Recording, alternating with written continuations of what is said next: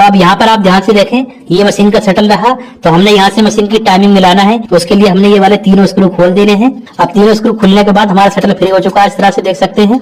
दोस्तों, अगर आपकी सिलाई मशीन भी इस तरह की सिलाइयां देती है, जैसे कि टाप करती है या धागा तोड़ती है या इस तरह से लच्छे देती है या दाना देती है, तो इसको हमने कैसे सही करना है। तो सबसे पहले हमने निडल प्लेट खोलनी है। जब तक आप वीडियो को लाइक करके शेयर भी कर दीजिए। अगर आप चैनल पर पहली बार आए हैं तो सब्सक्राइब भी कर लीजिए। फिर हमने प्रेशर पोर्ट भी खोल देना है।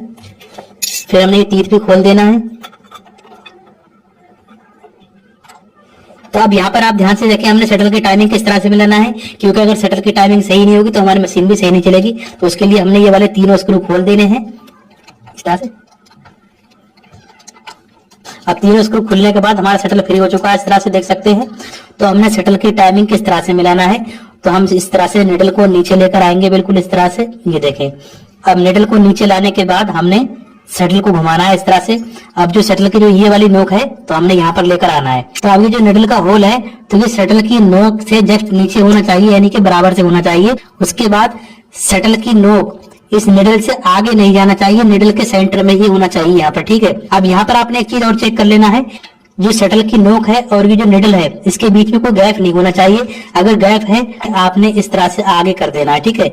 यानी कि शटल की नोक निडल में टकराना भी नहीं चाहिए और बीच में गैप भी नहीं होना चाहिए। अगर बीच में गैप है तो आपने शटल को इस तरह से आगे करना है। ये देखें, इस तरह से, ये देखें। तो आप देखिए, निडल से शटल की नोक मिल चुकी है। उसके बाद हमने ये वाला स्क्रू टाइट कर देना है। ये देखिए, इसको स्क्रू को टाइट कर दिया, ये वाला स्क्रू टाइट कर देना है।